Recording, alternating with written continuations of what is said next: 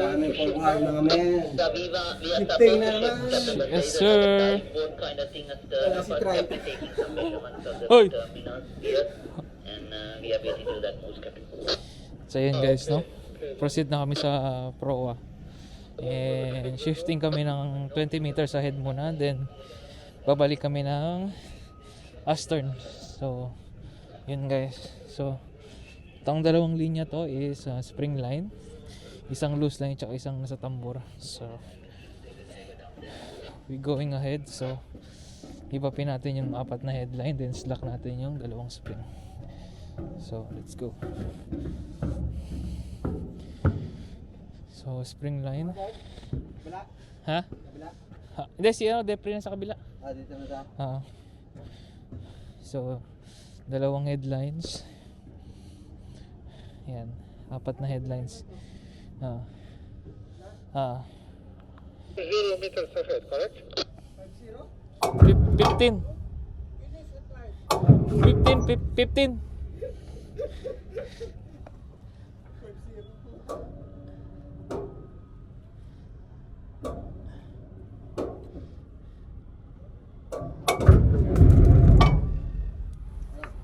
Slack ba yun?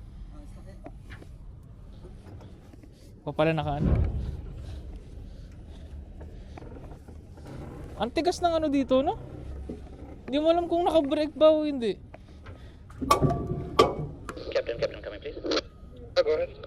Okay, Captain, so we shift 50 meters ahead. He'll remove the loading arm.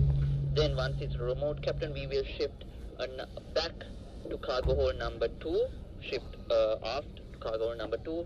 And our gangway will be in the stern, Captain. Can you see this platform with the orange cone? That one over there, Captain. Our platform, our gangway should come there. Gang! Okay, understood. So when will they give us permission to? Because we need maybe to test. So itong tambor na to, dalawang tambor headline. Tapos yung hawak ni Kois na loose line, then spring line to. Okay, So moving ahead, so it means birayin muna natin yung apat na headlines. So apat yung headlines doon, You can test the engine, Captain. isang loose line, tsaka isang nasa tambor. Okay.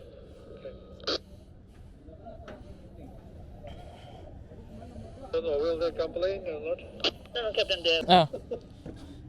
Ano daw, ano? Yun, ito na. Magkano ba to? Mahal yan. Libo rin isa niyan.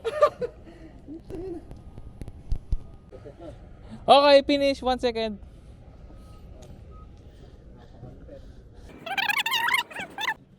Ay, huwag mo tayo magsalita. So, anong masasabi mo sa 2 buwan mong pagbabarko dito?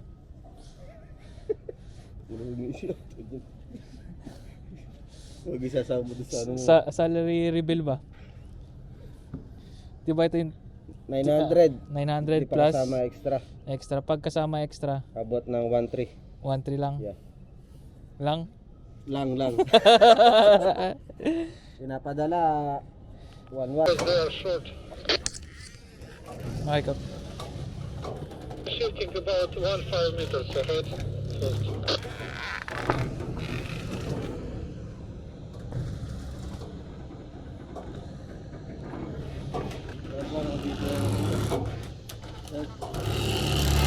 Ha? Wala video yan ha.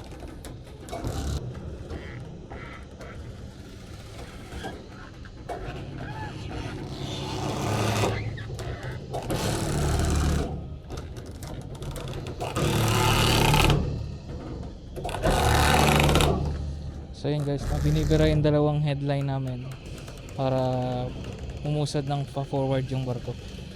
So then yung dalawang spring line namin nakaslack lang. So inahayaan lang namin yan.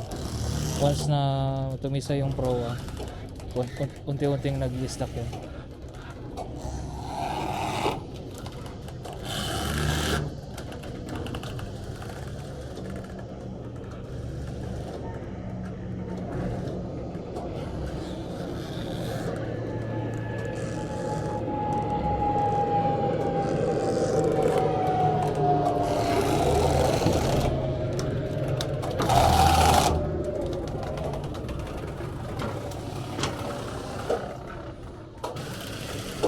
boss. 10 meters headline. Finish? No, No? 10 meters. 10 meters more. Yeah.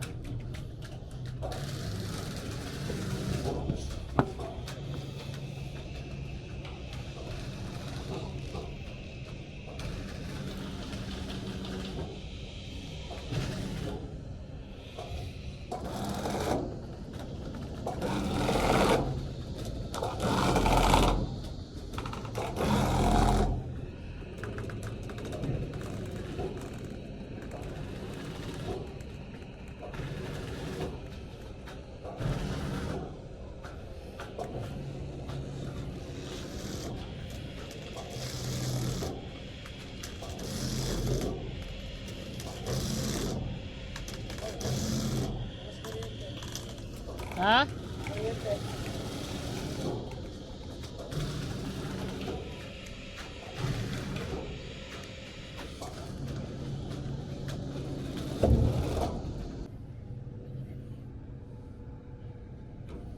Grabe shifting dito. Papalitan nila yung... Forward and use lock the spring. Lock the spring. Okay, Caps, lock spring. Kois, nakaslack naman eh, no? Okay, Caps, locking spring. Hey, Kois, lock pa. Pakita mo kay apat na ano ba? So now they said 10 meters ahead, 10 meters ahead, 10 meters ahead. 10 meters ahead. No, okay, 10 meters.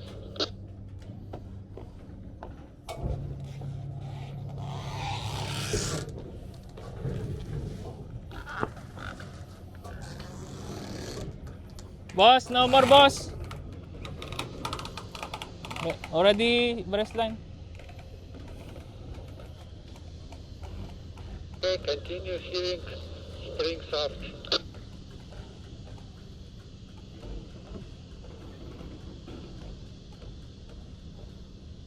Papalitan na lang ng... Oh. Continue heaving, Captain. Wala na tayong ano eh. Kasi pag binira mo yan, ganoon yung barko.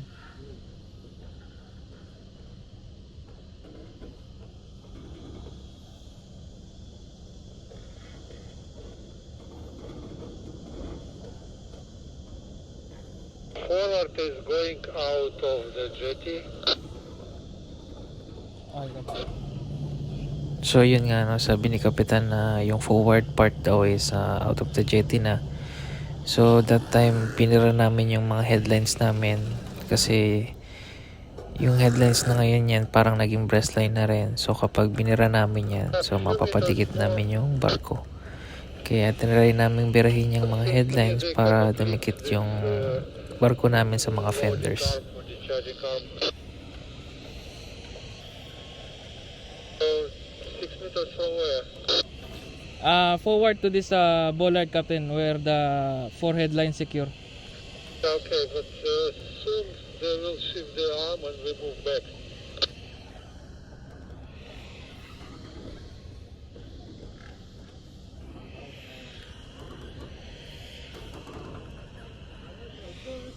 A little bit more, very soon they will shift it.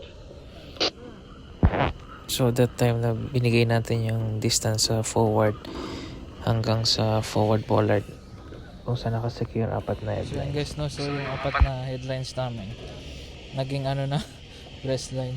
Yeah, they have done it, Chief, they done all this.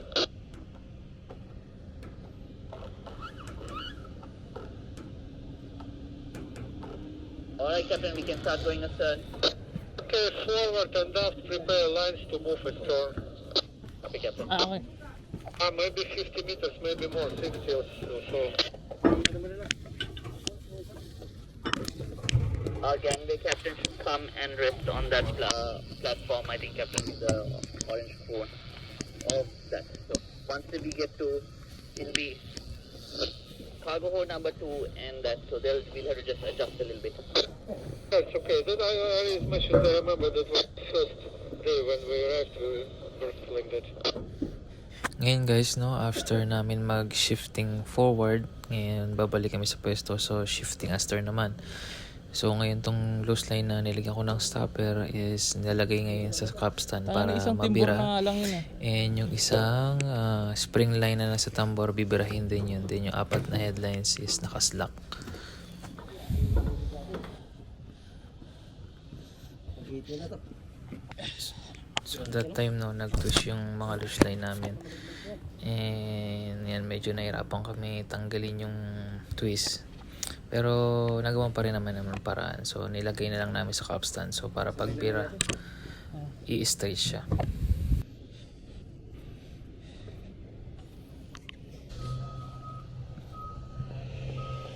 And then that time nung binibira na yung mga spring line namin, so bumaba ako sa main deck para tignan yung dalawang spring line. Minomonitor ko kasi medyo malapit siya sa stanchion post, so baka magkiskisan siya and magsani pa yun para madamage yung dalawang spring line natin and maputol siya. Kaya bumaba ako ng main deck para obserbahan.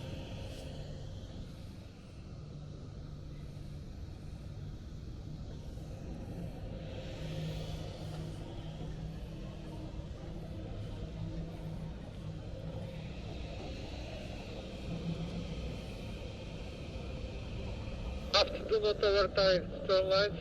Forward is going out of the jetty.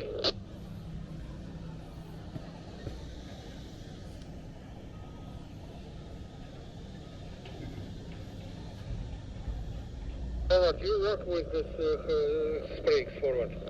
Hi Cap, okay ba? Si Bap more spring line. Pa si Bap, Bap.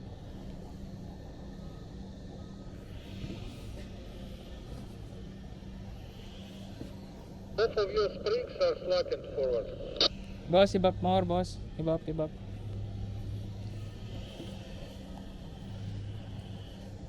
Boss, more.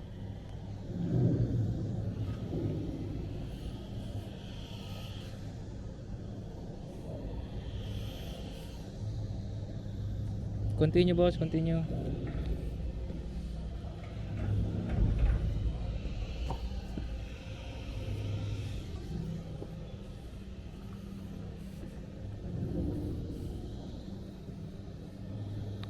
So, by that time, vessel in position.